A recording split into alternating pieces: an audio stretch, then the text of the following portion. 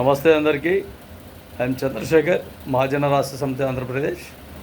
చాలామంది ప్రజలు కుల సంఘాలను వద్దనుకుంటారు, ప్రజా సంఘాలను వద్దనుకుంటారు. రాజకీయ పార్టీలు YSR Congress party, Telugu Desam party, Congress party, BJP party అని అందరూ వెళ్ళిపోతారు అటుపక్కకే.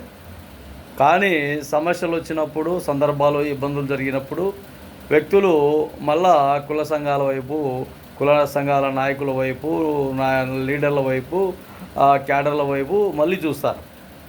కానీ ఎక్కడ కూడా రాజకీయ పార్టీలలో సముచిత స్థానం కల్పించుకోలేక ఓన్లీ వాళ్ళకు ఏదో ఒక విధంగా మేము వీళ్ళ తరపున ఉండాం, వాళ్ళ తరపున ఉండాం అని చెప్పుకోవడానికి మాత్రమే పనిచేస్తున్నారు. కాబట్టి చివరికి సంఘాల వాళ్ళే అండదండగా నిలబడ్డారు, అండదండగా నిలబడుతున్నారు. మీకు ఎక్కడ కూడా ఎల్లవేళ కూడా రక్షణ విధంగా ఉన్నారు.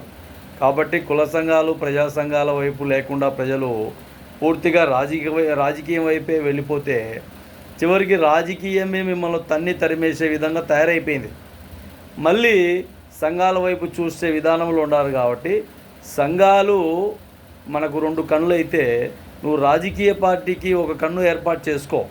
కానీ కుల సంఘాలు, ప్రజా సంఘాల వైపు కూడా ఒక సైడు ఉండే విధంగా చూసుకోండి జాగ్రత్తగా.